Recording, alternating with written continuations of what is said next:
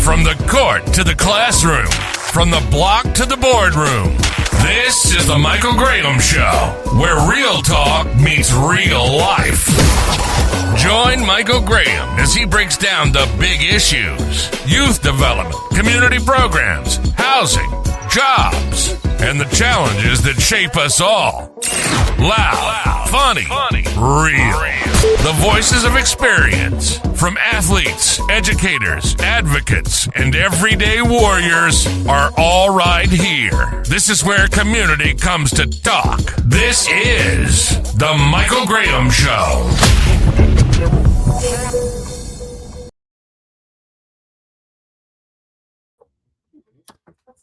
Good evening, folks. Welcome to the Michael Graham Show. Thank you for our episode tonight. We come to you from here, my home in D.C.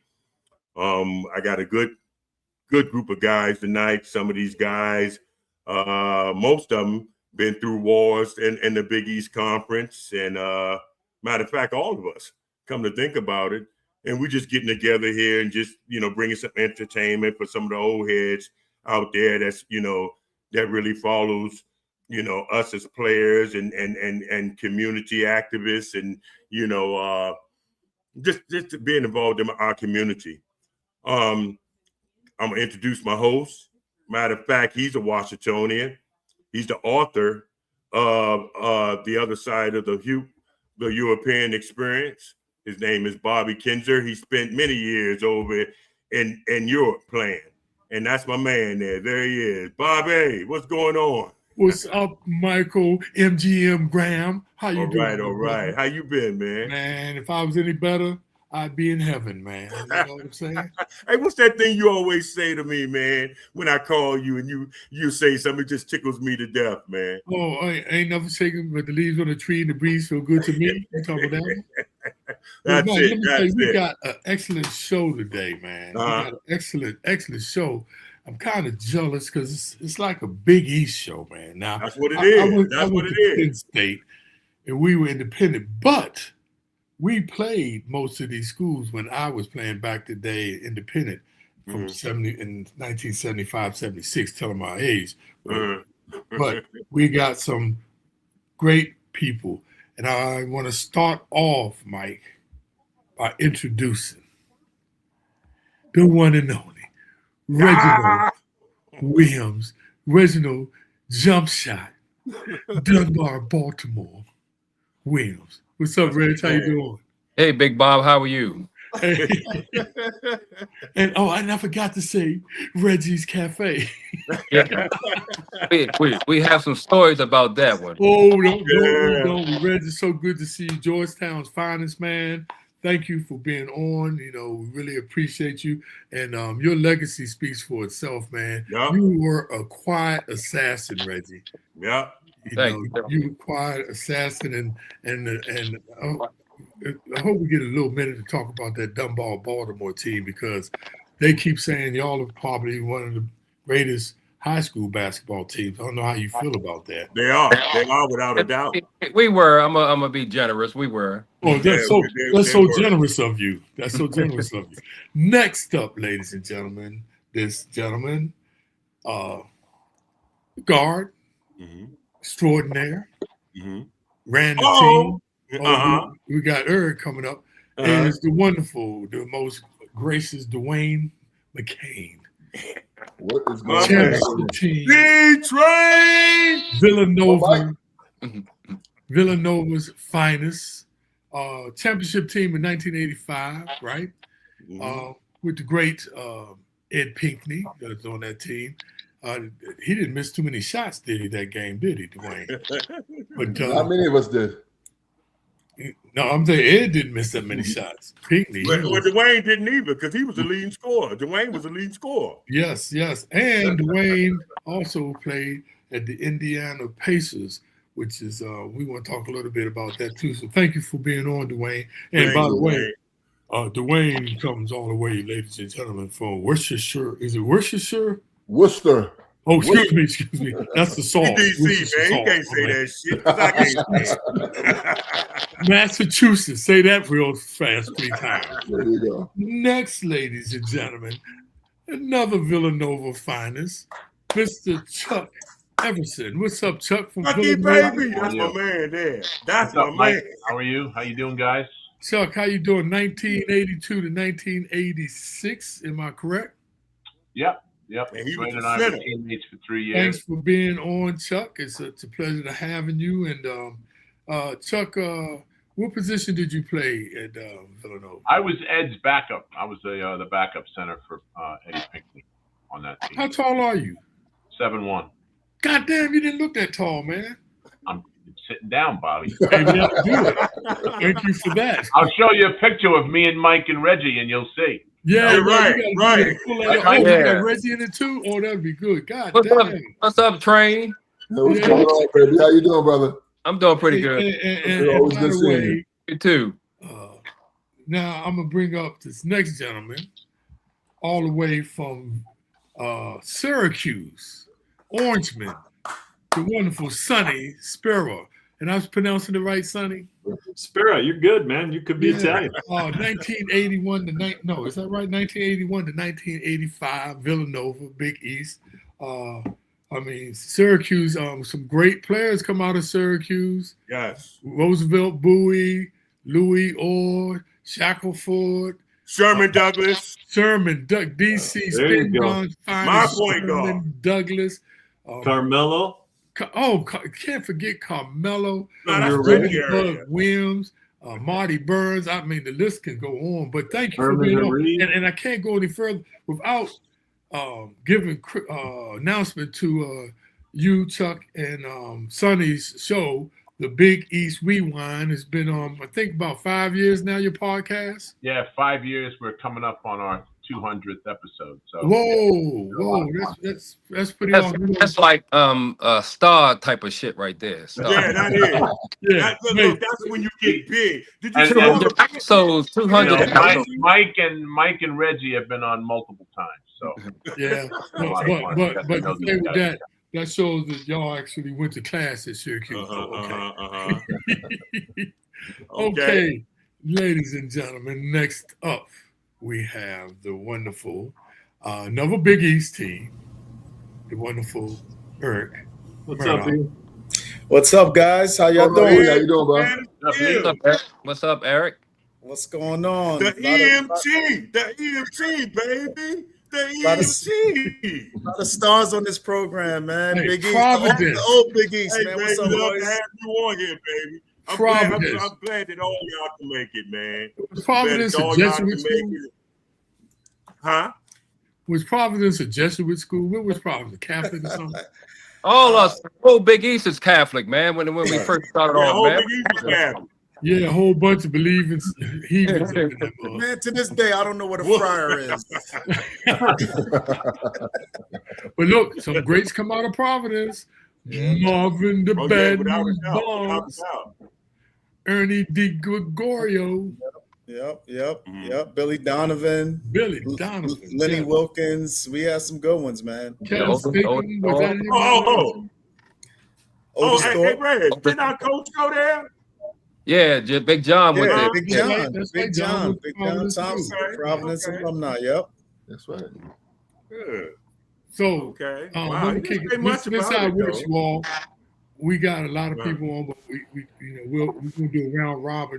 We want to talk basketball, but we just don't talk basketball. Me and Mike, we talk Look. everything. Look at Yeah. Eric. Eric, I hope you get your leg right. Eric would have broke his foot, Mike. Yeah. Yeah, that's another Georgetown Hoya there. That's Another a big Georgetown East great. house. Eric Smith. But look, And like Reggie, he's a Big East and Eric. They're all Big East legends. Eric and so let's both kick it off. Eric Let's Smith kick and it Eric off. Murdock both Let's were kick it honored off with like that, this. with Yeah, that go ahead. distinction this year, right, Eric? Yeah, man. It was an honor to be recognized as a legend of the Big East. You guys know how tough the Big East was back in the day. Reggie Williams, like your teams, man, I still have nightmares about the Georgetown teams that pressed your ass as soon as they got off the bus. It seemed like it was seven guys on the court. It just wasn't fair. They come in with the intimidating uniforms, the intimidating sneakers. They was all black. The whole team was all black, no white boys on the team. So I was just like, wow. It was a school, though, that I admired from afar, man. I wanted to go to Georgetown in the worst way because I saw how y'all did things. I saw how Coach Thompson took care of you guys. And, I envied you guys, man. You guys were very instrumental in inspiring me to actually play in the Big East. I wanted to go there. I wasn't good enough to be recruited by Georgetown. But I said, you know what? If I can't go there, I want to go to wherever they're playing. And Providence was a school that was in the Big East, and I said I want to go there. But talk about bringing the best out of you, man. A team like Georgetown, Syracuse, Villanova, St. John. Go down the list. I mean, those 9 teams, Pitt, Boston College, whatever team, Villanova, it brought the best out of you. You really had to come out and really play as hard as you can. You might not have the talent that these other schools that got, but you just had to, try to equal that with your hard play. That's what we try to do at Providence. So shout out to you guys at those schools, man, who just brought out the best in me. Hey, I'm gonna add something. They didn't cover you at that point. They covered you at your luggage pickup at the airport. And they didn't let you get on the bus. we had to, man, because after a week of getting cursed out, man, we are mad at that. We had to play somebody. We had to go out there and do something. Hey, Red, but if you think about it now, I think about this shit now. After all this time and that 1 year I spent up there, that was some funny shit. I know. I mean, you can write a book about it. It was. I mean, it was something different. It was something I never experienced before. But it turned out good for everybody. Yeah, you Yeah, you have to go through, some shit in life, but to make you. Yeah. And we went through a lot. You only had 1 year of it. I had 4. I couldn't take it no more.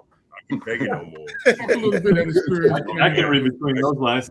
Reggie, so tell us a little bit about those 4 years under John Thompson. How was that playing under Coach Thompson? I mean, it was great. I mean, we just made each other better. I mean, just like Mike said, it was tough. Practices was tough, man. And I come from Bob Wade. He was an ex-football player, and so I'm used to carrying bricks and sandbags, but he wasn't a cursor. I went to Georgetown, it was much different. I'm saying, man, what the hell I'm dealing with? Why I come here? MS, SOB. I mean, that's all we heard. Yeah. If Coach didn't call you motherfucker, he didn't like you. Yeah. No, I'm telling you. I'm telling you the truth. If he didn't call you, he didn't Reggie, like man. you. Yeah, he loved Reggie. And this is how afraid he had me. You couldn't yawn. Have you ever tried yawning with your mouth closed? Yeah. Mike was a baby of Georgetown. He wasn't no tough guy, man. He was scared of man. Well, you fake this out, Reg. He was scared of Big John. Man. He was scared of Big John. But we had a wonderful time, even though it was tough getting through there. But you went to a great school, went to a great, basketball program, and you got better. We made each other better, man. And with the competition of the Big East, man, it wasn't nothing like it. It wasn't nothing. Yes. Mm-hmm. Wow. Chuck, tell us about Villanova, man. Well, playing for Coach Massimino wasn't exactly Willie easy all the time Massimino. either. Coach Rolly Massimino. He it was a challenge for all of us, and some of us got it worse than others. Just like at Georgetown, it wasn't much different, except Coach's Italian heritage was a little bit different. We would go over to his house and have meals and stuff like that, and jump in anytime, Dwayne. He was awesome off the court. On the court, another story, right? Yeah, off the court, Coach Massimino preached family. Even during the recruiting process, he came into our homes saying that our relationship at Villanova University would be more than 4 years. Mm-hmm. So that speaks volumes when a guy's vested like that. And Yeah. here it was, 40 years later, I started working for him in South Florida at Northwood University as one of his assistant coaches. So not only did I play for him, I enjoyed his company enough to work for him. And not only that, the relationship went, Bobby, right up to his last breath, literally. Yeah. Wow. We were there at the end, Wow. It's kind of special when you get to have that type of relationship with your coach, and it's different when you're playing. It's kind of like he's the president of a Fortune 500 company, and you're a worker, and then you graduate, and all of a sudden now he's bringing you on the inner circle, and especially a guy like Dwayne, who was on the staff, he got to really see it both sides of it. Okay. So Eric, who was your coach when you played, Eric? So Rick Pitino, they just came off the Final Four. Billy Donovan, Delray Brooks, those boys. I think we lost to Syracuse in the Final Four. Say that one more time. Say that one more time. I refuse to say that again. And so Pitino recruited me, and when I signed, I was scared as hell. I'm not even gonna lie, because I heard all the horror stories about Rick Pitino, and if you're late 5 minutes, you're gonna run 5 miles, and all these stories how he used to do to the players, and the track was like his best friend. You did something wrong, you was on that track more than you were on the basketball court. Damn. So I went up there in the summertime. I didn't even graduate with my class. I went up there early to get a jump start, and he calls a meeting. And so me and Cal Foster, we're at a home up there staying close to the campus. The meeting was for 8 o'clock. We woke up at like 7:55, and it takes 10 minutes to get there. Wow. So we are scared to death. We are running for a mile across campus trying to get to this meeting. So we get there, we're huffing and puffing, thinking we're going to get in trouble. And, Rick just sits down and says, "Oh, guys, just have a seat. You're good. No problem." And he says, "I got an offer to go to the Knicks." And he said, "If anybody in this room, don't want me to go to the Knicks, say it now." Right. So like me, just a freshman gonna be like, "Yo, Rick, man, no, you recruited me. You're gonna stay here and coach me." But obviously I kept my mouth shut, and he went to the Knicks. So I never got a chance to play for him. Probably one of the greatest coaches to ever coach in NCAA, NBA, because he adapts to the times. He was the one that instilled that 3-point line, how the Friars got to the Final Four.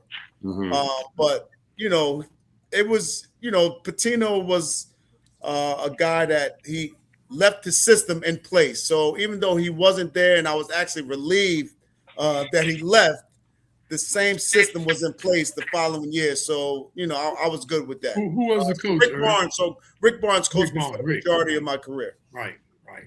Okay. Hey, son A, tell us about the great Jimmy Boeheim.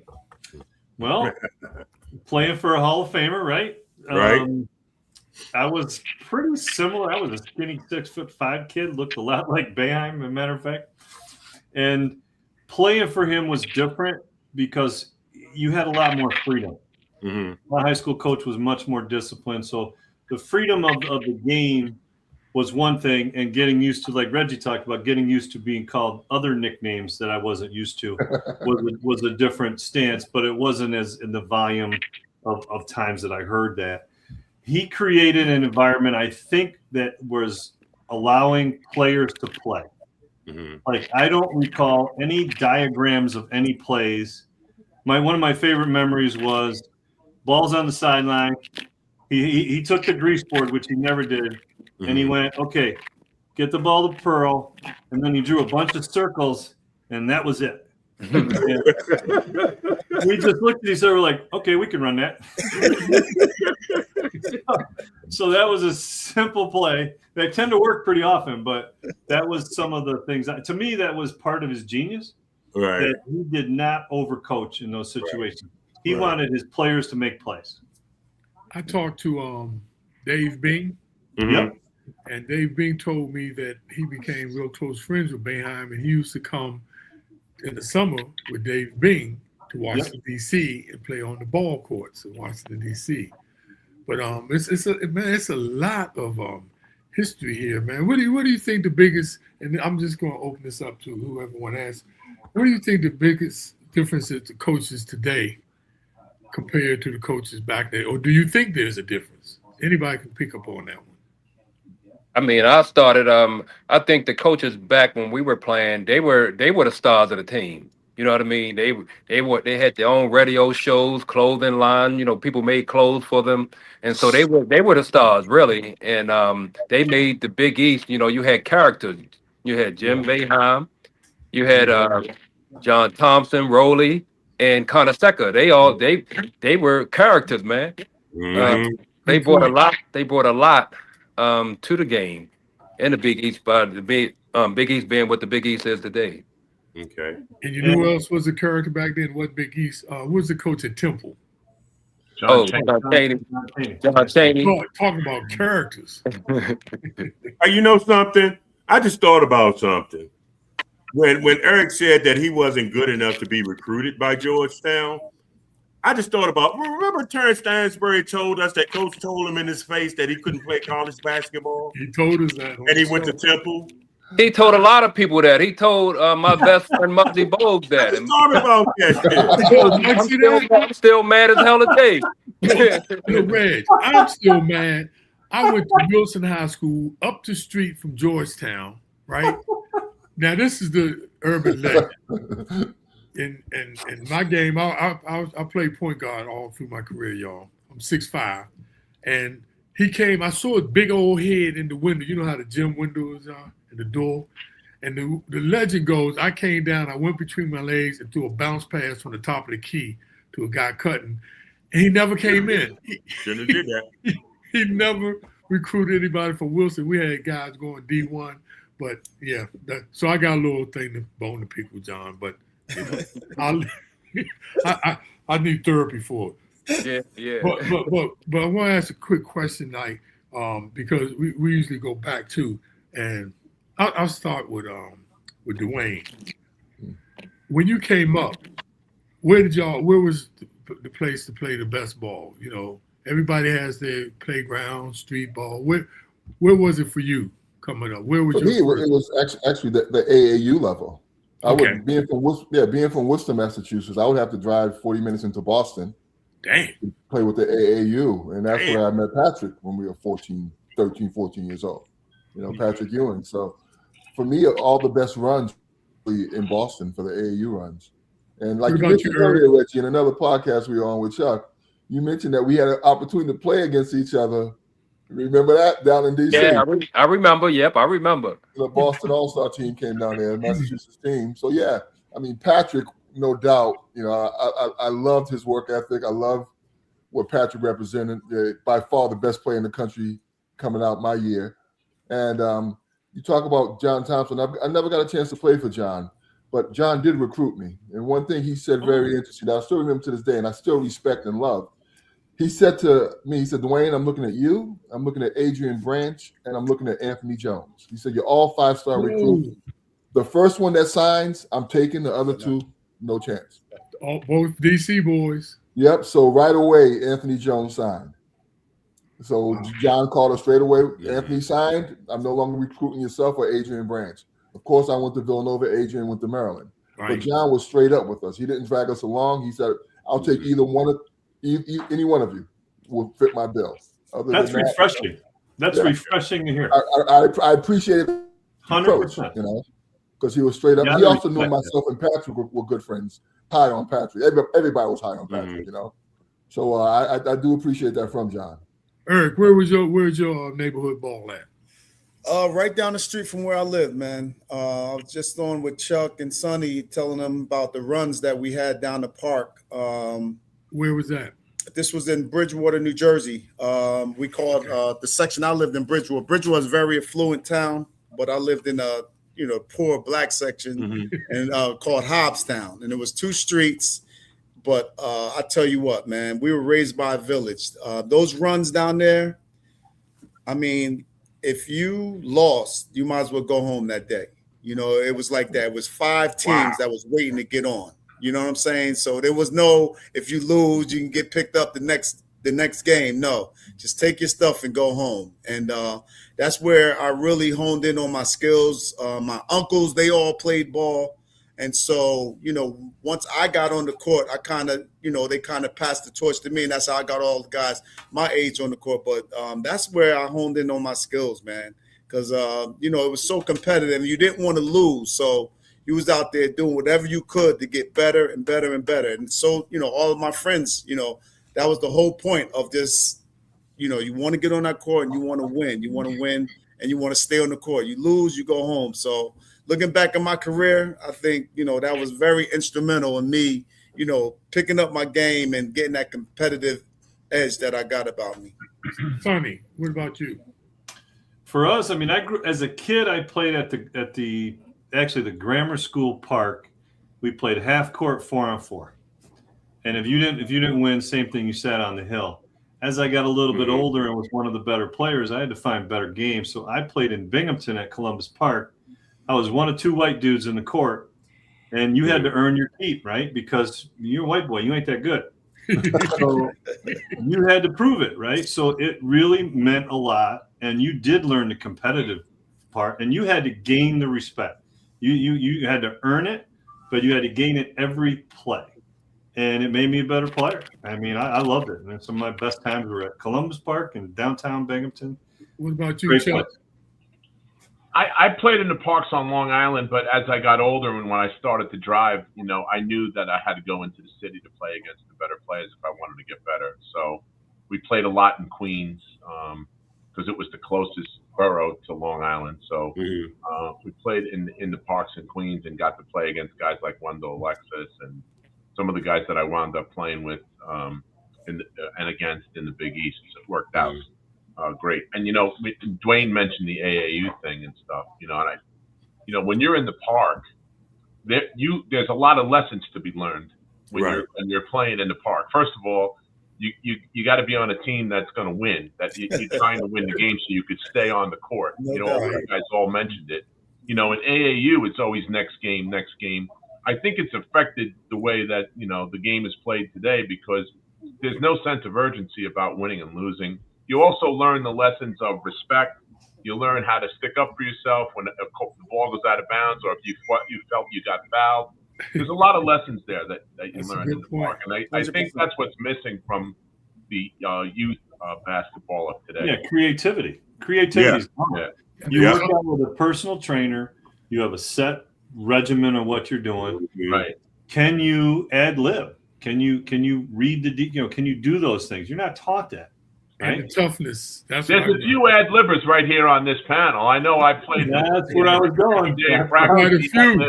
That was a soft lob, man. That was a soft. Reggie too. And I was waiting for someone to take it. That's a good Reggie, where a place called Lafayette Courts. Muggsy and I kind of grew up together. I started playing basketball. I was a baseball player. I love baseball.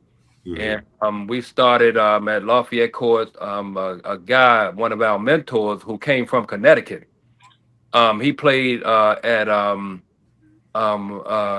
Johnson C. Smith with Curly Neal back in the day. And he came down there and taught all the guys the fundamentals of basketball, And he was a little, by that time, he was a little short, chubby guy. Wow. And he used to beat us and never move from the foul line. So once he became good enough to beat him, he wouldn't play no more. But he taught us everything from, the fundamentals that lasted, throughout our basketball career, man. Lafayette Courts. Wow. Okay. All right. Hey, let's answer the question here. And we want to take one of you each time. Let's see. How do you feel about the original Big East to the Big East of today? Let's start with Reggie. I think our era was the best time. That was the Beast of the East. And there was no basketball play like that. We were a new conference. Yeah.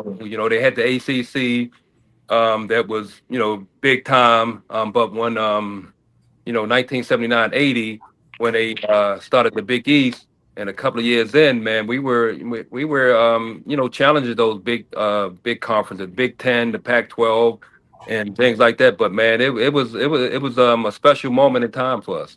Okay. Yeah, with that said, Reggie, because we're a new conference, the ACC schools, the Big Ten schools, the Pac, they wouldn't really play us because we're a new conference. If they beat us, they were expected to beat us, right? Because we're brand new. But if we beat them, it validated our conference. Yeah. That's what they didn't want to happen. So I recall being recruited by University of Virginia. Coach Mass would ask me, I said, let's go play UVA. Mm-hmm. They wanted no part of us. That's true, Train, because we always had to play, well, they call them cupcakes, but we had to get a lower school to play us because the bigger schools wouldn't play. So That's right. they were the cupcakes. We had to go play, it's not denigrating them, but Morgan State and a couple other. Yeah, so nobody else, just like Dwayne said, the bigger school conference wouldn't play us. Yeah. What about you, Chuck?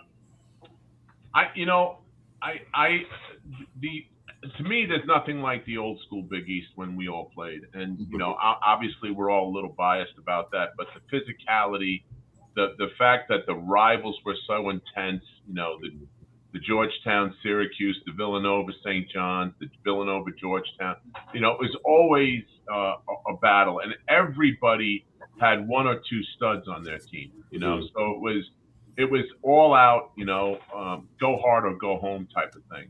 Mm-hmm. Today, I see, it's come back a little bit since the split of with BC and Pittsburgh and Syracuse.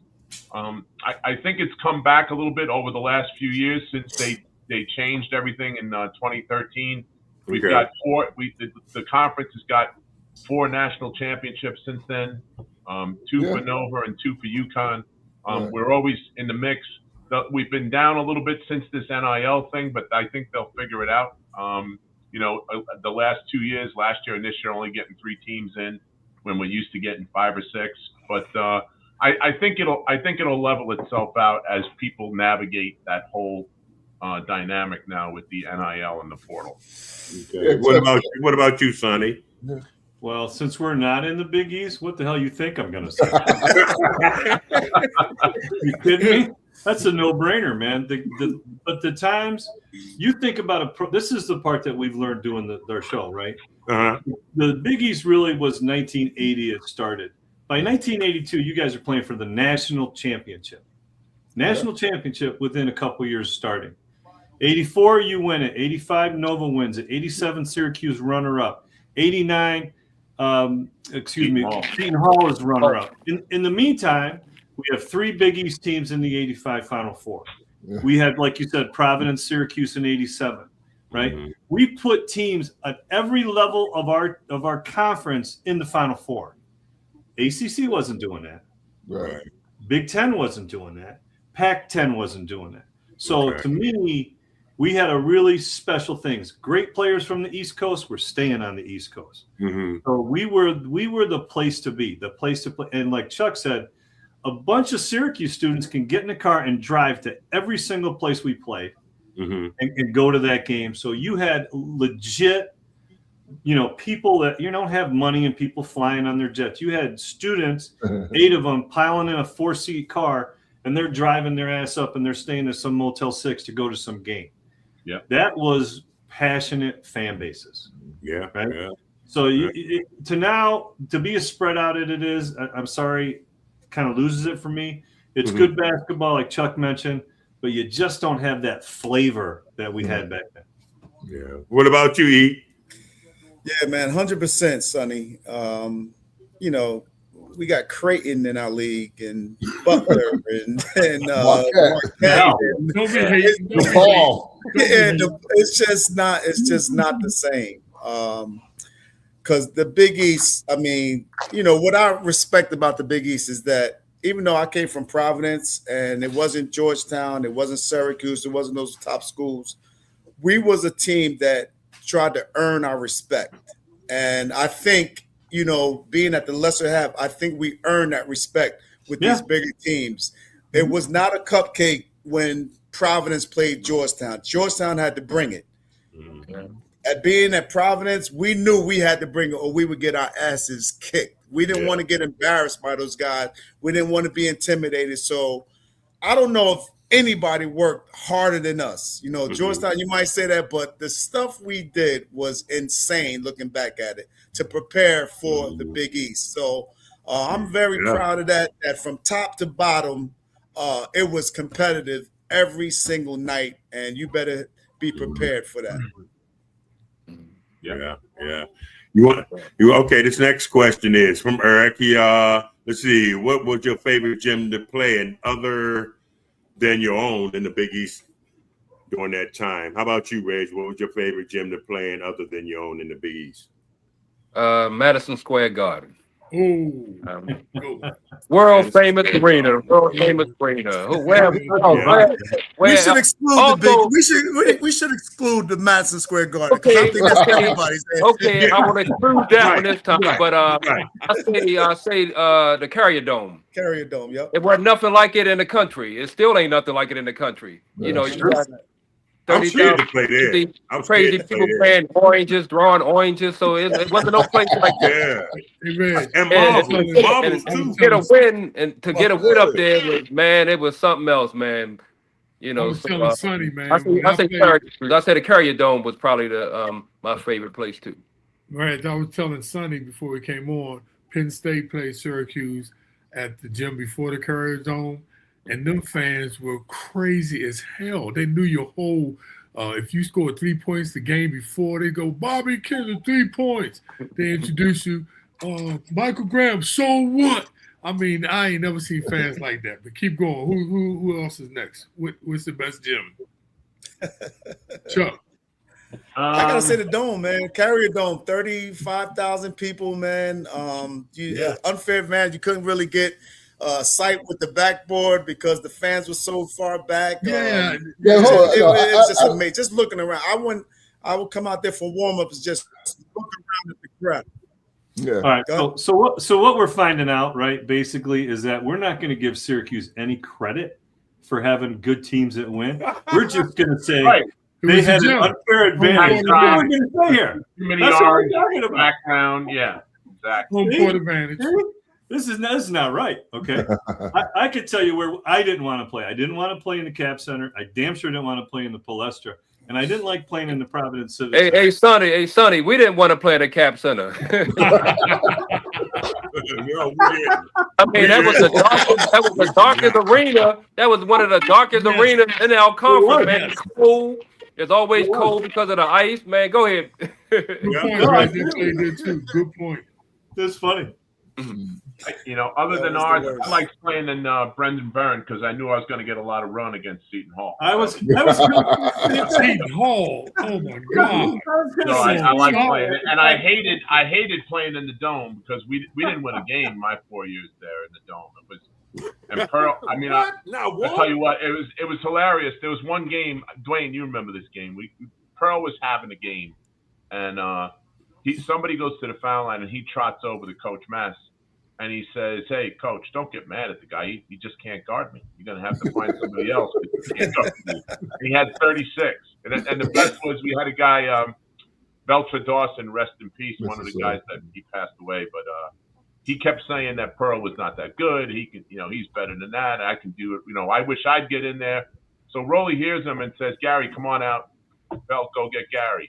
He runs in, and within 30 seconds, Pearl broke both his ankles. He's down on the ground, grabbing both legs. All right, get him out, Gary. Get him back. It was a rough place, but they had the best spread after the game. I'll say that. We did. We had good eats. They did. Yep. So what do you? Hey, Red, answer this question for my man Kemp here, man. What was your thoughts on the late great Pearl Washington? What was what? Your thoughts on the late great Pearl Washington? Basketball player. I only know him as a basketball player. Yeah. The crossover. It wasn't nothing like it in college basketball. I never seen it. That's where Tim Hardaway, Allen Iverson. It was legendary. Those guys got it from him. But he was a competitor. He was coming every game. You know what I mean? So hey, do you remember this? Let me see if you remember this. Every time we played Syracuse, coach would get sick and drink all that milk when he knew we had to play against Pearl. Yeah. Yeah, he would get sick. What was the deal with the milk, Mike? You got to tell They said he had ulcers. There wasn't never correct answer. We never got to the bottom of it, but I heard it was ulcers, so he had drink a lot of milk the game because he got nervous. He always was nervous. He never drew anything on a whiteboard because he was shaking the whole time. I ain't never noticed that. Yeah. And Reg, you and I and Dwayne had lunch one day, and you told us that story. And Dwayne and I got in the car and said, "You believe that? I can't believe because what he projects to your opponent, which Dwayne and I were two of, right? Yeah. What he projects to is like he's got everything under control. He's running the show. Right. He's the boss, you know." And you're telling me he's shaking, he don't write plays, and he's drinking milk? No. I mean, we did, Chuck. We did everything in practice. You know, it was rehearsed in practice. By the time the game, his nerves was bad. So the assistant Riley or Craig did all the drawing on the whiteboard. He couldn't do it. Well, he had everybody fooled. I'll tell you that. Instead of he said, "Well, give me my milk." You know. You have shattered my image of Coach Thompson. I just want to tell you. Because just like Chuck, I thought the same thing. His persona, the towel, the stare, and especially when him and Boeheim went face to face, it was like the little kid brother that was adopted and the father figure, right? It was intimidating, and you're like, he's got it all figured out. You know, timeouts come. He always confer with his coaches for a couple minutes. We were like, damn. Now you're telling me he didn't have it figured out. I'm like, okay. Well, I'm from D.C. and I saw John Thompson when he was at St. Anthony's High School, and to go on, and then even when John Thompson was playing for the Carroll High School, when they had that great team with Monk Malloy and George Leftwich, and I mean they had a beast of a team, right? But the thing with John, he played center. And I mean, this is nothing against John, but he did have a different persona of how he projected, how tough he was. But on the courts down in the playgrounds, John was soft as a center. I just want to. I've heard some stories about his high school days. May rest in peace. I'm not trying to unrest him. Yeah. But he wasn't a tough guy like he put out. No, he wasn't. He wasn't. I mean, good guy. And don't very good guy. But he wasn't coming up in the playgrounds. They used to punish him, man. He was softer than butter on hot tin roof. But then he got, tough. And I guess he had to get tough with players like Reggie. You said it. I just listened. I'm just telling you what I know. He used to make my ass scared. Well, I mean, I knew him since I was like in the 8th grade. I was best friends with his nephew. Yeah. So I knew him before high school and everything. And man, that man could sling a belt. This is the thing I couldn't understand. Because, like I said, John had this persona because I was doing an open mic at Reggie's restaurant, Reggie's Cafe. And Big John came and I said, like, I'm emceeing. I said, damn. And John sent his nephew up to me and said, that's why Coach come out, because people be cursing. Then I found out that mug had the most filthiest mouth. And he got on me, Reggie, that night because I said, yeah, I gotta ask you, Reggie. Man, he was a professional cusser. What? Yeah. Reggie, I gotta ask you. When Coach came in, did you comp him? No, he paid for his food. He paid double. That's what he did at my restaurant. He did the same thing. Yeah, he came in and paid for his food. I was shocked. I was trying to comp it. No, he paid for it. He said, he paid for it. He didn't want nothing comp anything. He wanted to pay for it. Yeah. Kip says that's not totally true. My uncle Elgin Bell stated that John Thompson was raised tough on the playground. Yes, I must agree. He was raised tough, but he was still soft. But his game was soft. Well, I don't know about all that. I'm just referencing. When we played in those big games, Big John, he was nervous, and he would ask for his milk, but that was his persona. He knew how to recruit. That's one thing. He knew the players that he needed to put on his team to make them successful. But as far as the big games, he always was nervous, and he always asked for milk. So. Most people ask for a drink. Milk, Reggie, most people ask for a drink, but Big John wanted milk. He got paid for it. He got paid for it. Yeah. I ain't mad at Big John. So look, let me ask y'all something, shifting stuff. Now, this is big these days, and once again, I know I'm old school and I'm not hating, but what did y'all feel on the NIL, naming image, and likeness. Anybody take it first. Well, it's not name, image, and likeness That's not anymore. It's pay to exactly play right. now. You know, these guys don't have to do anything for that money, and some of them don't even go to school. I mean, the guys that are 5th and 6th year, I tell you right now, we have a couple of guys at Villanova, Duke, Brennan, and Askew. They don't. They go to school for a certificate. They goes because I asked them both. I was at practice and I asked them both, and I said, you know, what do you guys do for school? And he goes, well, we graduated, so we need to get this certificate, you know, to stay eligible, and that's what we do. Yeah. So basically, had a lot of free time, you know. Wow. That's the way it goes, and I'm sure. Listen, I'm sure it's worse at other places because you know there's so much going around. I mean, I'm looking at Eric and Reggie, Dwayne, and Mike. Sorry, Sonny, you know, but you guys would have got paid a lot of money back in the day. I mean, whatever the top guys getting today, I mean, we would have gotten that NIL money also. But it was funny that you say that, Chuck, about the guys are not doing anything but showing up. I was at the Big East, you know, of course I did your podcast on the Big East, but I was sitting next to somebody and they said about one of the Georgetown guys that, I mean, we still playing. I mean, we just beat Nova. We coming in playing Connecticut. And they said, well, he asking for another $1 million. I said, the season not even over yet. What you mean he asked for more money? Yeah. I said, so I didn't even, you know, I don't know what this thing is all about, man. So should they get paid? Should they get paid? One of the big boys. Should they get paid? The answer is yes. He couldn't even catch the ball. 100% they should get paid. 100% he couldn't catch the ball. I mean, I was saying that he can't even catch a damn cold. What are you asking for? Another $1 million? Go ahead, Eric. Would you respond to what I just said? No, I mean, 100% these players should be getting paid. I think so also, yeah. I mean, the NCAA 5 years ago had a chance to pay every Division I athlete about $40,000 a year. 50 grand, something like that, just to, you know, keep them, you know, solid.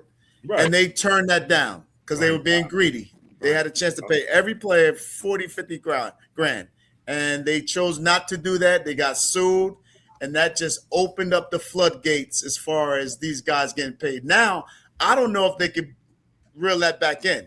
You know, I don't know if they can say, okay, here's a salary cap, this, that. They don't want to get sued anymore. The NCAA has been making billions and billions of dollars off the backs of mostly black players, and now it's a problem that these players are getting paid. I didn't have a problem with them getting paid. I'm saying we in the middle of the Big East, the final. Oh, no, I understand that. If I don't get this $1 million, I'm not coming back. That's all I'm saying. That's crazy. Get paid. I want him to get paid, but the season is not even over yet. So let me ask y'all I agree this. with that. Did any of y'all go ahead, Reg? No, I was finished. Oh, did any of y'all get paid for any of the video games before the NIL? No, nobody got paid for any because I know we had one out. So let me ask you all this. Like that O'Bannon, that's the whole thing. That's where it started. That was the O'Bannon. That's where it started. O'Bannon. I got name, image, likeness because they were using his name and image on the video game, right? Right. So the real thing, name, image. Now, since I'm a white guy, Chuck, and you left me out of the money thing, that's all right. Okay? I left myself out too. Let's not go there anymore, okay? We'll call it what it is. All right. So the name, image, likeness. If you got it, like, okay, Eric Murdock, Eric, listen, I want you to come represent my car company. I want you to do this. That's what it's meant to be. Correct. Right? So if you are used, and to me, that's 1,000%. That's on you guys. They should get that. The other stuff is pay to play revenue share. That's a different conversation. Right. It's all lumped together and it gets bastardized a little bit. But the name, image, likeness, true name, image, likeness, you can't tell me that DC people are not going to want Reggie Williams. They want something that Reggie associates with their businesses, right? Right. So to me, the initial intention, it would make Reggie be a little more creative. How can I go earn it? So entrepreneurial, he's going to learn how to be an entrepreneur. He's going to sell himself, right? That's how it was intended, the way I understood it. Now, cat's out of the bag, and it's all over the place. Like they're not putting the cat back in the bag. It's out. Yep. And I think what makes it worse is the portal, because at least this year they're not opening the portal during March Madness like they did last year. And I think guys leaving their teams last year to go someplace else. Yeah, agents hurt the whole thing, because agents are doing this, right? So what's happening, you all? We're seeing that a lot of players, like you said, Sonny, are like, or Chuck, they playing 6 and 7 years. But this is the kicker. And they know most of them are not going to the NBA. Most of them not even going to Europe. So what they end up doing, they're not getting their degree, right? But they're getting paid for those 5, 6, 7 years. And I want to pose this question to you, open to the table, because I want the young people to know. How was it for you transitioning from college basketball and the ones who played pro? How was it for you? Were you prepared for that transition, or were you not? And this is for the young people that are listening. You know, Reg, let me start with you, because Reg, I know you had a few businesses and stuff, but how was that transition from you from ball to? Fortunately, I made it to the NBA, so I didn't have to worry about, getting a 9-to-5 job. But one thing that, if you came to Georgetown on the basketball team, 90-something% of us graduated. So that was one of the good things John had pushed. 100%. He pushed the education, and also he had somebody who was in the educational system, Miss Finland, who gave me and Mike nightmares as freshmen. So when you come in as freshman, every night you had to call Miss Finland to give her the outline of what you did during the course of the day. Okay. So it was from 6 at night to 6 at morning. So you can call her from 6 at night to 6 in the morning. So sometimes when me and Mike be out partying at 2, 3 o'clock, we will call her, and she'd pick up the phone, bright-eyed, fuzzy tail man, waiting, and she said, "Yes, get to it. What you do today?" And we go, 2 o'clock in the morning, we'd tell her what we did during the course of the day, and that was like 5 or 10 minutes, and then she would hang up and go to bed, man. So it was funny every night that we had to call freshmen to call her. How about the guy in Pluto? Remember? Yeah. So man, it was like a comedy show, man. Like a comedy show. But but education was very important. So we had our degrees, and just like I said, I played professional. But after that, I still opened up different businesses after that. At my career. Yeah. Wayne, how was that transition from the pros, to getting into real life? No, it was easy because I had a different path in a sense. I played my rookie year with the Indiana Pacers, again with Billy Martin. We were together. And then from there, I played in the CBAs and I went overseas. So as a marketing major, what you were talking about earlier, I had to market myself overseas. So by the time I got to Australia, I was making more off the court than I was on the court. There you go. Just, by associating myself. That's my teammate and my brother. He's being modest. He was the Michael Jordan of Australia, including a Mickey D's commercial that looked very similar to Michael Jordan's McDonald's. Wow. What? Right, Mr. McLean? Did he get sued? Don't got it, divide it. I love you, Trey. Yeah, so the transition was quite, because I was a marketing major. As an athlete, we always want to be marketed. So that transition was quite easy for me. So what were they saying in Australia? I want to be like Dwayne. Dwayne is me. They want to be like D-Nice. No, it was Mickey D's, and the kid asked him for it. He signed an autograph and gave him a Big Mac or something. Tell him. That's out of the bag already. Many moons ago. You can go on YouTube and check it out, Mike. Okay, and that's what I'm gonna do since he don't want to tell it. It's worth looking at. Let's hear from Eric. Yeah, man. It was for me growing up, I was very, very poor, man. And I know we all got stories, but I don't think nobody was poorer than me. And No. Hold on. Go ahead. I mean, I don't think so. Rats, roaches. It was a little shack that we was living in. Hold on, Eric. Struggling for food. Hey, who on this panel went to bed hungry? Exactly. Went to bed hungry sometimes, man. I mean, that's struggling. So I would have conversations with my cousin at 6th grade, 8th grade, like, one of us got to get out of this situation. One of us got to make it. My grandmother had 9 kids of her own.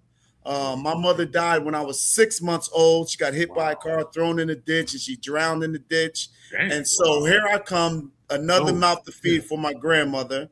God bless her. She's 99 years old, and I'm still living with her in her house right now. So, yeah, man. So I watch 4 NBA games a week with her every week, and she's got all the scruples about her. Did not miss one game at Providence. Providence is a 5-hour drive from where I live. She did not miss not one game. Talking about support, and so every dribble I took, every dive on the floor, every rebound, every charge I took, I had her in the back of my mind, knowing that this could be a situation where I could get her out of this situation. So that's how I played. I played as hard as I could, whether I liked the coach or not. I tried to take his philosophy and instill it in my game. And thank God for, like I said, Rick Pitino, because he started this thing called individual instructions. And so in between classes, you would have like an hour or so, and you would go into the gym with just you and the coach, and you would go as hard as you can for 1 hour. We absolutely hated individual instruction. Wow. But looking back on my career, that's one thing that really got me better. I mean, this was a great developmental school, and that was Rick Pitino's thing, that individual instruction. So because when I got to school, my left hand was very weak. If I got pressured, I was passing the ball to the other guard. I didn't want any of that. But as I got better, as my freshman, sophomore, junior, 4 years in college, right, developing, that's what got me over to the top. So me making it was just a blessing from God. I think he had his hand over my head, knowing that he took my mother away from such an early age and said, you know what, I'm going to guide you. Because, being young, you do a lot of dumb, stupid shit that could have got you in trouble, right? Yeah. And I've been in some situations that was, I shouldn't have been in, and he got me out of those situations. And fortunately for me, I made it. The one thing that I was blessed with is that, Rick Pitino was my coach. Rick Barnes was my coach. And he was trying to, bring his freshmen in. Oh, Murdock, we don't need you to do this. I make a mistake. He's taking me out, right? What? So we, University of Rhode Island's our rivalry team. So they're talking crap in the papers. We're talking crap. And so we get to the game. 5 minutes of the game is a big brawl, right? 5 of our players got suspended for like the next 5 games. Hey. Wow. So I go from averaging 15 points a game. I'm supposed to be, one of the top scorers in the Big East. I'm struggling a little bit. Once those guys got suspended, now I got to play every minute of every game. I go from 15 points to 30 points a game in the Big East. Oh. And that's what got me on the NBA radar. So I'm thinking back, if that fight doesn't happen, Rick Barnes, how coaches, they screw with you. You make a mistake, they feel they don't need you, and now you're just another player. So once I got on the NBA radar, man, sky was the limit for me. But, that's, everybody has a break, everybody has a story. But, when I play ball, it was a purpose behind it. Right. Well, let me tell you, if you didn't think about it later, like, hey, 8 games out, hey, let me start another one, right? Let me start another little skirmish. I'm gonna be up to 40 points a game. I'm gonna get 50 guys kicked out. Listen, man, we had the brawl, and I was like, "There's no way I'm getting into this fight." You know what I'm saying? Because it was stupid. They talking, it was dumb, and cats got into it. They were immature about it. And I just sat right on the scores table and watched them. I know, don't look at me as a bad teammate, but it was a situation where that could have really affected, my career. Okay. Well, we have another question here, and it's about this NIL stuff. Y'all should remember this guy. he was one of the legends in Washington, D.C. At the guard and small forward position. Come out of Gonzaga High, went to Notre Dame, and got drafted by the Dallas Mavericks. His name is Tom Sluby. And he posed a question here through LinkedIn. What happens if the president of the United States decides to intervene with NIL? And a couple of weeks ago, they were in a meeting concerning that. What do you guys think? It would be even worse chaos. I'm gonna stay out of the politics of it. Yeah. Okay, yeah. Yeah, but he has his own problems to deal with. He don't need Exactly. No, but he don't deal with them. He deal with ones like this. Yeah. I'm saying this is the least he should be dealing with. Exactly. Though, Aren't we in a war right now? No, it's an excursion. I mean, why are we talking about NIL? Like, why is that what does he have to do with, these guys getting paid? Right. Well, I don't know either, but they had a meeting a couple of days ago where he met some guys. He's trying to get and they were talking about concerns. They was concerned about the NIL, that the kids are getting too much money. If the hockey players and lacrosse players and soccer players were getting paid, Mike, did the same people who posing this question, did they ask him how his son-in-law getting all this money? Yeah, you're right, because I seen something today where he's getting $5 billion for doing nothing. So that's why I said keep it basketball, man. Stay away from the politics. Yeah. Let me ask you this. Okay, I got another one, and this comes from Eric. What is the funniest thing that your coach ever done, that you ever seen your coach done in his career or during your time playing for him? The funniest thing, the funniest coach. Yeah. Give me some answers. Well, there's been many stories, about Coach Massimino, but this one in particular involves Dwayne and I. And we were both there for this one. Oh yeah. So Coach was down in Northwood coaching, and I don't know whether you guys know it or not, but we used to go down as a group and hang out with them. Usually it's Super Bowl weekend. They'd have a game on Saturday. We'd go to practice on Friday, game Saturday, Super Bowl Sunday, and everybody would get the red eye and go home. So now we go to practice, and we're at this place called Duff's Sports Bar. And Brian Harrington, who was also on that team, and Coach are walking through the crosswalk. And Coach had a habit of whenever we were out, whatever he was drinking, he took it with him, because he was never driving. Always somebody was driving him. So we had a Chivas Regal Rocks class in his name, right? Train. So Dwayne and I are on the curb, and a guy comes around the corner, and he's not slowing down, and they're in the crosswalk. And the guy was probably doing, I don't know, 20, 25 miles an hour, would you say? Yeah. And as he comes around, Brian yells, "Jump," and he hits Mass full board with the car. Yeah. Brian goes over the hood. Dwayne and I, everything happened in slow motion. Dwayne and I run out there. The guy is terrified because the two of us run to him. Coach gets up, does not spill a drop. Did not spill his drink. Stop. Okay? And then the guy comes over. I'm sorry. And Rolly says to him, "Hey, pal, you should consider not driving anymore. We were in the crosswalk." He goes, "Okay, go home. Just relax. It's okay. We're all right. So everybody's telling Rolly, "Hey, listen, you got to call an ambulance. You got to call. You can't let this guy go. You can't." And he says, "Hey, listen, Mom's got the pot on, and I like my pasta al dente. If I mess around with an ambulance, it's going to be mush. We got to go." Wow. So we leave. We go. We go have dinner. The next day, Brian and I stayed at the house. The next day, he's screaming for us to come down to get ready for the game. I'm like, "You all right?" He goes, "Yeah, I got a black and blue on my ass. I'm fine." We go into the locker room, and he's talking to the team pregame, and he says, "Guys, I tell you what, I'm the toughest son of a bitch in the room, right, Chuck? Ask him, right, Chuck?" And I go, guys, listen. If you're thinking about not diving on the floor or taking a charge tonight, you picked the wrong day. I said, Coach took a charge on a Toyota last night. He's definitely the toughest guy in the room. A charge from the Toyota. Yeah. Good story. Yeah. Wow. What about you, Sonny? I know you got some good ones. I know I got to be careful with these. All right. So the one I remember, similar to, how he handled players. I remember guys that had different practice habits, right? And it was okay as long as you got 15 and 12 or 18 and 10. As long as you contributed, you had a different set of rules, right? So I remember probably the first or second weekend, people are like talking to me, hey, how's this guy? How's that guy? And then Pearl shows up and he's on the team.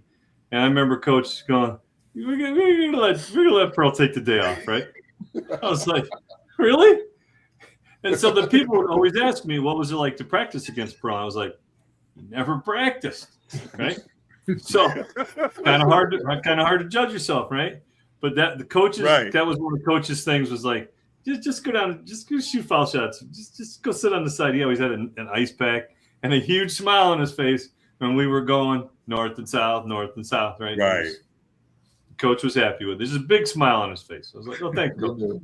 Wow. Well, that's how they do their star players, because Patrick was the same way. When me and Reggie was in physics class busting our ass, he had a patch over his eye and was barely in class, but he did his work. That was the good thing about it. But we had to get up and make sure we was in class. Yeah, I mean, every day was comical in Georgetown because after the curse outs, we used to go back to the dorm, and then we used to call him all kinds of names in the dorm. Waterhead. In the dorm. Yeah, we had a bunch of names for him in the dormitory, but in practice, one day for 2 years, when he at the end of practice, we used to run sprints in lines. So Patrick never ran sprints in lines. He always used to run around the gym. You know what I mean? So he never got into that. So one day, he was mad at Patrick, and he said, "Get your ass on that line." And so we started running sprints, man. Pat about to fall out. He got snot and everything coming out his nose. He never ran a sprint. He never ran a sprint. Did the mile. When we did the mile, he did that. But when he got mad at him, when he ran those sprints, he couldn't take it. But Pat never ran sprints. He just ran around the court while we running sprints. Hey, Mike, I have one more that was a Providence that happened at Providence that was pretty funny with Rolly. So we're playing, and the guy back then the crowd was kind of right behind you, right on your back. Yep. So this guy is giving you business, man. Are you going to play, or what's going on? What are you doing? Are you going to get in the game? Are you going to? So I'm looking at him, and now I'm jawing back at him. I'm looking at his wife. I go, what are you doing with that guy? You could do so much better than that guy. And I'm going back and forth with him, and the game's going on, and I'm this guy's getting to me. He's pissing me off, and I'm jawing at him. And Coach Mass walks down. Chuck, what the hell is going on down here? I go, this guy's breaking my balls, Coach. He goes, which one? I go, that guy right there. Without blinking, Mike, he reaches in his pocket, takes a quarter out, flips it to him, and says, call somebody who gives a shit, high fives me, and continues. Wow. I can say that never happened at Syracuse. I can say that. What about you, E? I know you got some. I know. I'm running my brain but there's one story like practice was hard. I mean, you guys know practice was extremely hard, right? So it's one day, 4 or 5 of us is in the training room. Okay. And our trainer was Fast Eddie. I don't know if you guys know Fast Eddie. I know Fast Eddie. Yeah, legendary. I mean, he loved the players. So we go into Fast, like, yo, Fast, my ankle hurt. Somebody got a knee. Somebody got a shin, right? So he icing up. He's like, yeah, you know what? You're going to be all right. Just stay out of practice today. We're going to ice you up, blah, blah, blah, right? Mm-hmm. So Rick Barnes comes in there and looks around like, Fast, what the hell is going on in here? What the hell's going on? Oh, nothing, Coach. Nothing, Coach. They're all right. We're going to get them taped up. They're going to get right out there in practice. They're going to be fine, right? So all of us who was in there trying to take the day off was on the court, right? Right. So my man, Cal Foster, he's limping, right? And so Rick Barnes looks at him like, yo, Cal, I thought it was your left ankle that was hurt. So Cal switched from his right ankle, limping on his left. That's a great move. That's a great move. So everybody just started cracking up. But Cal, he said he wasn't going to practice. He said, you know what? He switched his legs. He walked into the training room, and we ain't see Cal for the next 3 or 4 days, man. So okay, Bob, I know you got some too now. Don't hide it, divide it. Man, I played for the crazy John Bach that ended up coaching Golden State and coaching Michael Jordan at Chicago Bulls as assistant coach. But he just was a crazy dude, man. I just remember playing Kent State, and we had 4 black guys. We had 6, but we only had 4 on that trip. And we all sitting on the bench. And the guy in the back kept yelling out shit to our coach, you know, like, Bob, who the hell? Why don't you get a piano? Then he goes down and looks on the roster. He goes, put the 4 tops in the game. Put the 4 tops. So I remember I'm coming around. So Bach was this old. We had to pass the ball 6 times before we could shoot. Wow. So you be in a play and you curl around the foul line and the mug would drop off you. Mm-hmm. And I'll never forget, I went up and shoot that mug, man. We were down by the bench. He yelled, man, I shot a brick. Before I came down, the buzzer went, and that mug pulled me out the game. Because he was a tough coach, but ended up going, you know, doing greater things at Golden State and, you know, but everybody got their story. But Mike, won't you tell people this? We have a standard question that we always ask on the show. Let me ask this question first, and then I know what you're talking about. I'm gonna get to it. This guy, Mr. Kemp, Mr. Keno, he's asking Reggie, what was your relationship with Elgin Baylor? He speaks highly of you during the draft. He told this gentleman's father that you was the next coming of George Gervin, but better. So what was your relationship like, you and Elgin Baylor? I mean, he was a Washingtonian. I mean, Elgin was a good guy, and you know, he told all the old stories, and you know, I knew Elgin of reading about him and people telling me about him, but he was a good guy, man, and they didn't treat him right. He was underpaid. The Clippers for many years, and I think that's what took him out of here. I mean, he was like heartbroken. But Elgin, he was always a guy who wanted to help. Even when I went out there to a pre-draft, you had to play Elgin one-on-one. He still was in good shape. I'm saying, wow. That's why you were drafted by the Clippers. Clippers, the Clippers. And he was the general manager too. He was the GM. Yes, he was the GM. Wow. Yeah. So he always, the guys coming there, he used to play against them, and he put that hand check on you. That was like crazy. Yeah, people don't know. A little story about Elgin Baylor, right quick. Elgin Baylor came to the African American Museum before he died. He wrote another book called Hang Time, and I didn't realize because he came through Washington D.C. in the 50s, and evidently he went through some tragic racism. And he never really came back to D.C. after he went out to California. No, he never wanted to. Yeah, and I could never understood that. But he was he came and did this thing. Phil Chenier interviewed him, and he told that story. And I was really shocked that he was that. It affected him that much. And I'm from D.C. and I forgot back then it was really rough. But he never came. They actually started this Hall of Fame called the Washington. Area Hall of Fame, and he wanted to start it with Elgin, but he didn't come back.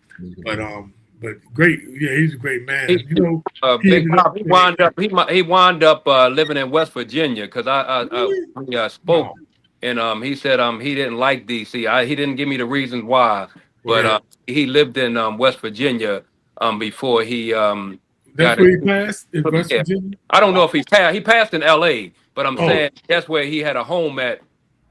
When he was playing there. Interesting story though. And at that time, if you don't mind me chiming in, I was traded to the Clippers, and Elgin was the GM. Mm-hmm. And talk about the worst organization in the NBA at that time was the LA Clippers. Yes. Like it was bad. And Reggie was out there early before me, but we practiced at a high school gym. Yep. And if it rained, we needed 50 buckets into that gym to catch the rain. There was 10 of them in the training room to catch the rain that was coming in. I mean, it was so badly run. Sterling, he just didn't care about the players. Who owned it during that time? Donald Sterling. Donald Sterling, the one that got him. That's the least of your problems playing for that guy. It was bad, man. It was really bad. And so he just wanted to be associated with the elites of owning the NBA team, and Jerry West. They kind of got him in there and brought the team up from San Diego to LA or whatever. He just wanted to be in LA where all the stars and things that he threw the best parties, but they didn't give it. He was that good. Yeah, he didn't care about the players at all.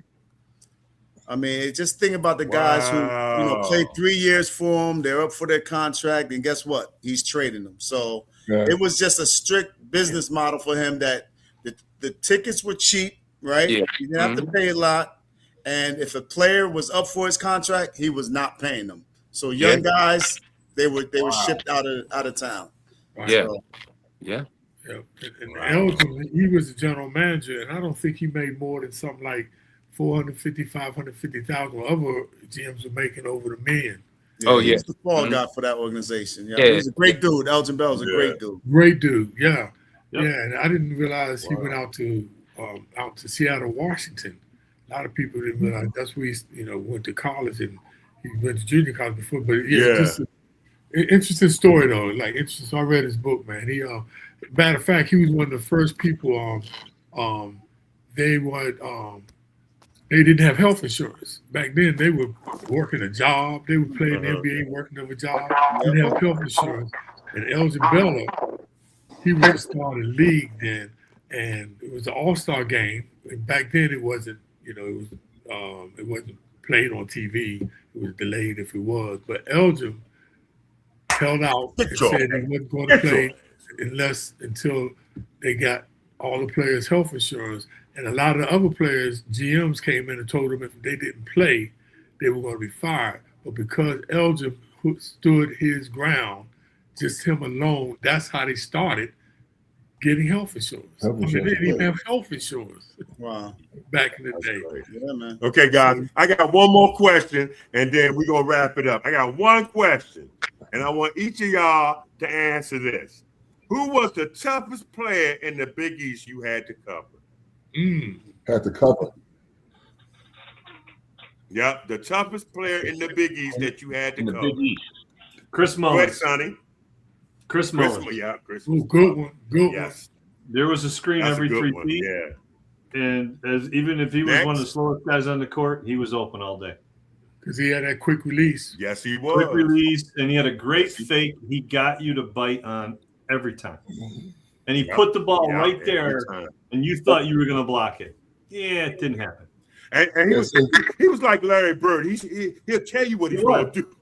He was very much like Larry Bird. He could have told you what he was going to do, and you probably couldn't have thought it. Yep. Yeah. What about you, E? Chris Smith, UConn, and Schmitty down at Georgetown. Oh, Smitty, okay. He was just had that herky jerky game, man, that you just couldn't time up. He was a lethal scorer, and then I think his biggest asset was that he was such a clutch player. You know what I mean? If it was a close game with 30 seconds, 40 seconds, a minute to go in the game, he was getting the ball and he was going to put that shot up and he was going to make it. So very tough player, hard-nosed, tough-minded, and, he represented Georgetown really well. What about you, Chuck? I mean, there's only one. I have to say Patrick. You circled that one on the calendar, and he made you better because of how hard you had to work just to hope to compete with the guy. I mean, he was that good. You get on the floor with him, and you're working doubly hard just to try to keep up with him. Although I did have a pretty good game against him at the Spectrum, so I'm happy about that. I was waiting for that. I knew that. I was waiting for it. What about you, D-Nice? Yeah, Chris Mullen. You know, we Chris came Mullen, out together Chris from high school to Mullen. college. Yeah, Chris would give it to you. And I mean, what a lot of people don't realize is like during the summers at Pickney, my classmate was from New York. So during my summers of my freshman, sophomore year, I would go to New York, stay with Ed, and we would hook up with Chris every day and go around New York and playing at different places. Yeah, I've seen Chris give many people fits, man. And he did the same thing at St. John's. Yeah. Mm-hmm. What about you, Russ? I mean, you know, consensus, Chris, because back then we played more team ball. You didn't have a bunch of guys that took all the shots. Right. You know, like that. You know, like D-Train. You know, left-handed guys are hard to play because you don't see left-handed guys getting that shot blocked. Right. You know? But we didn't have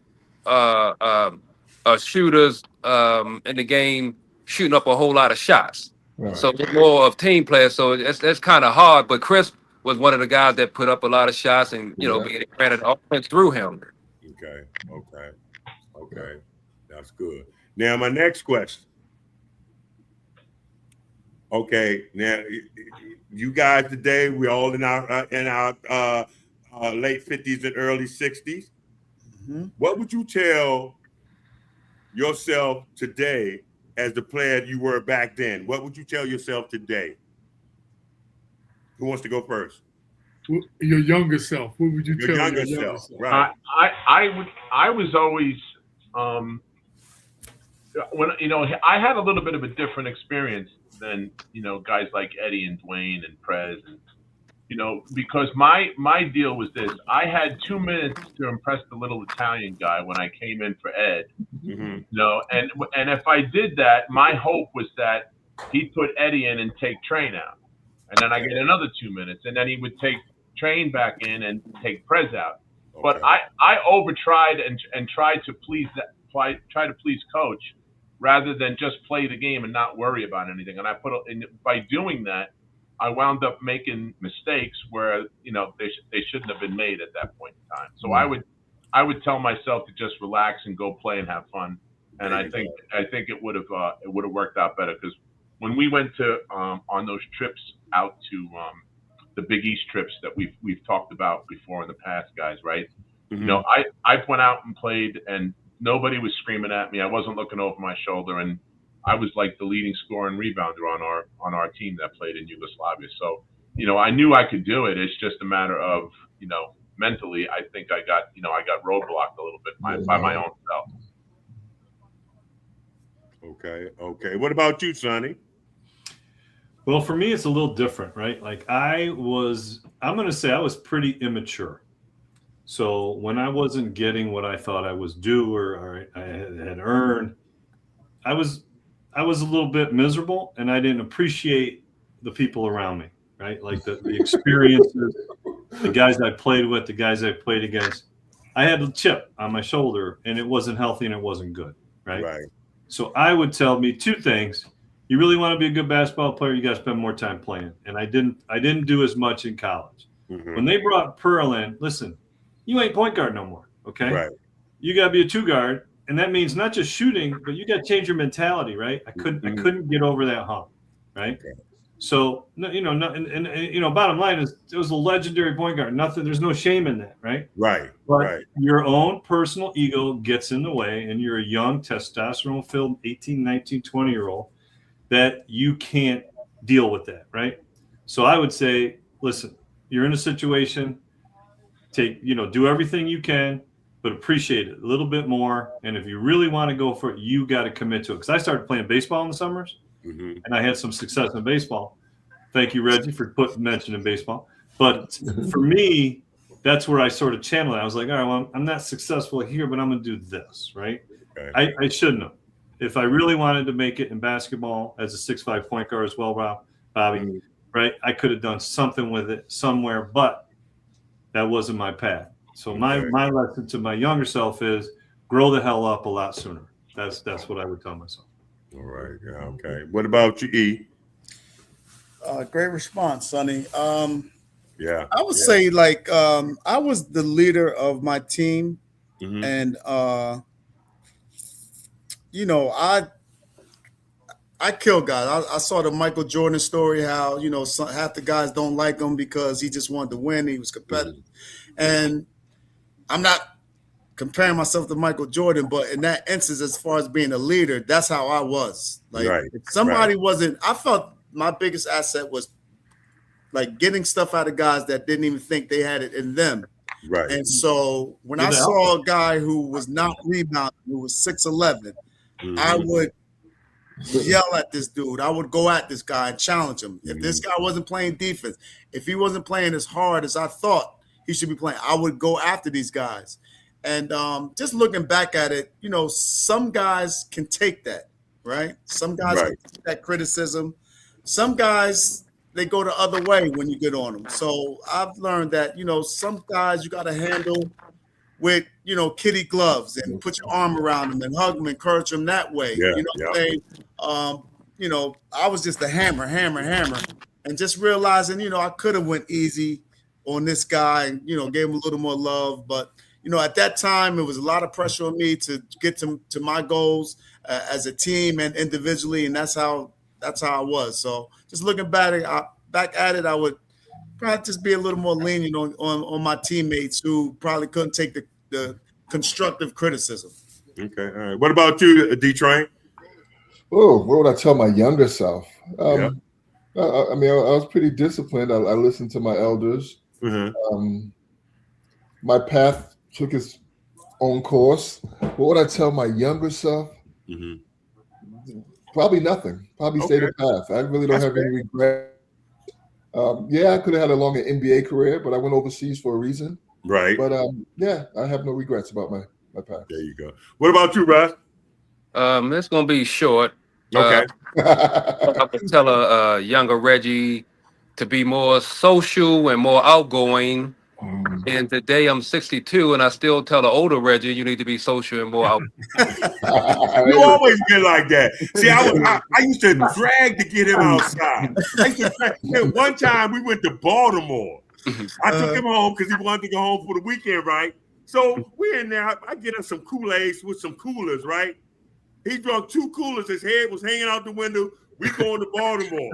We come back from Baltimore. The police done pulled me over. We drunk. We went back to class. I said, I'll never take him out again. Because if we would have got pulled over and Coach knew about it, Coach would have sent my ass back to D.C. So, Mike, you say Coach would have sent you back, but make sure Reggie came back. That was Yeah. Reggie could stay. You got a little Boeheim in him then. That's all. Yeah. Reg, let me ask you a question, man. Do you understand the impact that you and Georgetown had on, guys like myself and other players that played that was coming up, just being that staple college program that everybody looked up to, man? Because at the time, no, Eric. The younger guys that came after us, the guys that came to the league or just guys, they tell me today, but I didn't know we had the impact on you guys that that y'all saw. Yeah. We were in it. It's like, we were in the picture, you know what I mean? We were in the picture, so we couldn't see outside that picture. So, but it's good to hear, the younger guys that we kind of showed them the way, and so it was exciting, man. I cried like a baby when you guys lost to Villanova, man. Like a baby, man. I cried. Yeah, I didn't gonna lie, Chuck. I cried because that game was like insane to watch. I mean, Villanova played the absolute perfect game. And that's what it took. Yeah. They needed to play that to beat you guys, and they did it. But that's the impact that you guys had on me anyway. Well, I didn't cry, but I never watched a full game in 50 years. I don't blame you. Hey, listen, if Big Mike was there, it might have been different. Take us out, BK. Yeah, hey, Chuck, don't even start it because I still. I know. Wait a minute. I was trying not to get into that, but let me tell this. and I love all of y'all to death, it would have been different. I know Mike, you were the most intimidating player to ever. My team would not knock nobody on their ass. Oh my God. That's all it took. They would not. Yeah. They wouldn't. They was coming off those screens very clean. Jensen, he was what, 20 for 22 or something like that. It was crazy. He had the game of his life, man. Man, he could not miss. Yeah. It was crazy. It was crazy. Good to see everybody's gotten over it. Yeah, you agitator. Hey, Train, what did you tell Billy Martin when you were in Indiana? No, I mean, think about it. As far as I'm concerned, in the Big East Conference, Georgetown had the best program in the country. Oh, yeah. I mean, Patrick's 4 years in college, he went to the championship game 3 times. I mean, you can't, it's undeniable what they did in college basketball. And that's why, I mean, I love watching Georgetown. Anytime Georgetown would play a non-conference team, all the other Big East schools were loving it. Yeah. Because we knew what that pressure was. We knew what it was like, for a opponent trying to bring the ball up against that defense. And then everything was funneled into Patrick, who was blocking everything. Yeah. So I think Georgetown was the head of the spear as far as the Big East Conference. Patrick being the number 1 player in the country shed the light on the whole conference, and everyone else didn't want to deal with that. So and it's hard. It's hard playing against. I mean, Nova was, and Syracuse. You don't want to see those teams in the NCAA tournament.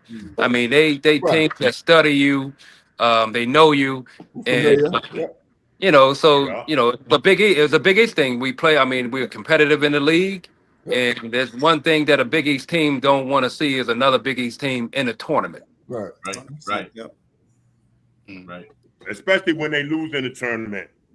You know what I'm saying? When another Big East team lose in the tournament, we say, no, man, that hurts. That hurts a lot, man. Because I figured, it ain't like it used to be, but back then we used to have the best conference in the world.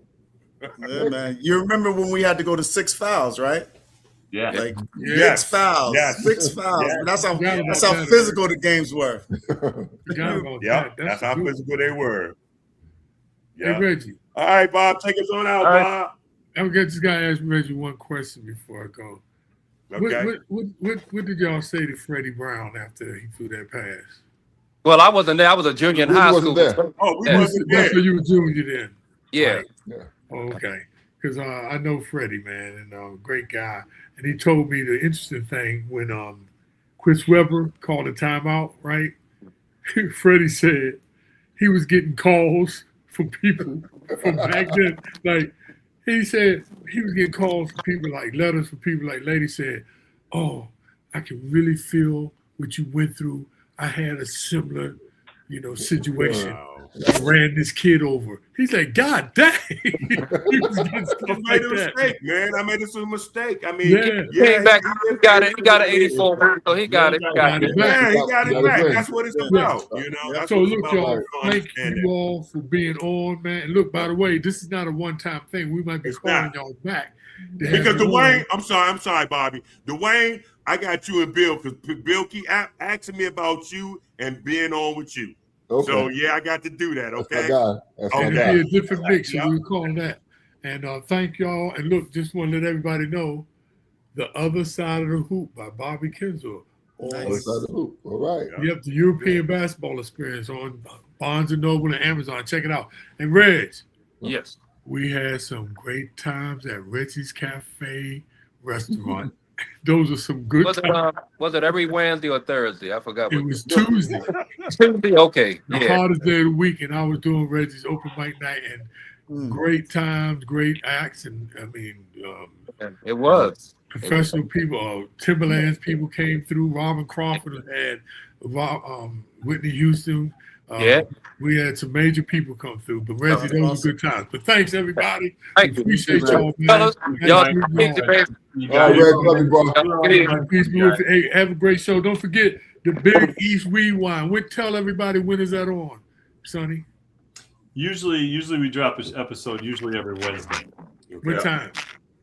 We use the first thing in the morning. So where do you find it? All day Wednesday. Find it anywhere you find podcasts and on YouTube. We're on Sirius XM app, YouTube, and wherever you get the podcast. Oh, y'all big time. Serious XM. Okay. All right, you got anything cooking, D? Say that again. D-Train, you got anything cooking? No, it's all good, man. How about you, Russ? You got something cooking? Yes, a granddaddy, man. That's all I'm doing. Yeah, I am too, man. I know what I want for Dwayne. How about you, E? You got anything cooking? Yeah, What's going on in New Jersey? my first granddaughter was born a month ago, so yeah. Okay, man. okay. Hey, I'm gonna tell you something, E. You don't. Hey, I'm gonna be honest with you, bro. Bro, you don't even look like you 30, man. I know you look like you somebody's grandkid. Hey, I know what I want for Dwayne. Hey, But Dwayne. also, I do a lot with my foundation, and I'm redoing the basketball courts that I grew up playing on. Between the township I grew up in and my foundation, we've raised enough money to redo those courts, and I'm looking forward to that. I ran into Shaq All-Star Weekend. He says he has a company that builds courts, and that he would do it. So that was a big get for me, man. So that's one other thing. Every Thursday, 8 p.m. on Facebook Live and YouTube, I have a show. I have a financial background like Dwayne. It's called The Fit Show. Financial information for today and tomorrow. FITT. Search it. Check it out. This has been 4 years for us. We've been dropping a lot of knowledge. And the thing I want to ask Dwayne is, Dwayne, give me one of them stock picks, man. Stock picks, man. Y'all know Dwayne, the big finance man. Don't even try it. Don't be holding. What, should I hold gold? Should I sell my gold? Should I hold it? Hey, look into AI. Oh, stop it. Hey, that's AI. Good one. Thanks, everybody. Y'all have a good one. Appreciate it, man. Great show, man. Great show, guys. Thank you. guys. Thank you. Nice meeting you. That's a wrap on this episode of The Michael Graham Show. Big thanks to our guests, and bigger thanks to you for listening. If it hit home, share it. If it made you think, talk about it. Because change starts with conversation. Catch Michael next time. Same truth, same energy, same mission. Till then, stay loud, stay real, and stay connected.